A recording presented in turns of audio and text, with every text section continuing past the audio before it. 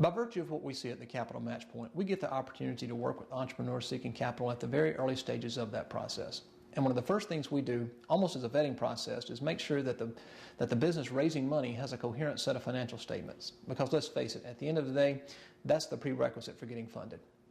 Let's take a minute to talk about one of the important components of those statements, the statement of cash flows. The statement of cash flows is a summary of the receipts of cash that a company has during a given period of time, less the disbursements of cash that company has during that same period of time. It gives our investors some real insight, especially for the early stage to startup companies, as to the level of cash that's coming into the company and the company's ability to support itself in the early stages of growth. The statement of cash flows is broken into three areas: cash generated or consumed by operations, the cash generated or consumed by investing activities, and the cash generated or consumed by financing activities.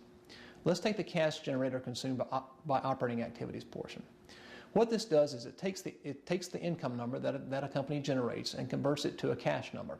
For instance, if a company sells on credit, it may have, it did record that sale as revenue on the income statement, but it may not have actually received that cash into the company during the period of analysis. If this is the case, you would subtract that portion of income. Also on the income statement, there are non-cash charges like amortization or depreciation. And because these costs do not represent actual cash flows out of the company, you add these back to the income number. And you make other adjustments like that on the income statement to arrive at a real cash generated or consumed by operating activities figure. Then you have the cash used or consumed by investing. Examples here would be like if you use cash to buy something like some equipment, or maybe use some cash to take an equity position in a subsidiary.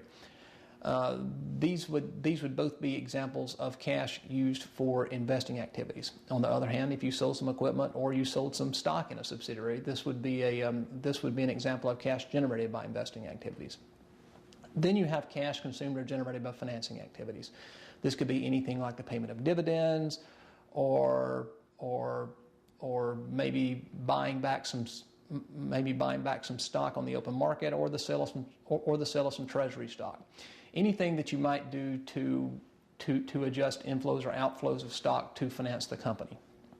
What I always tell an entrepreneur is if they're having some questions regarding the statement of cash flow in their business, is to give us a call. Because ultimately what we want to do at the end of the day is make sure that they have accurate financials so that their opportunity to get funded is maximized.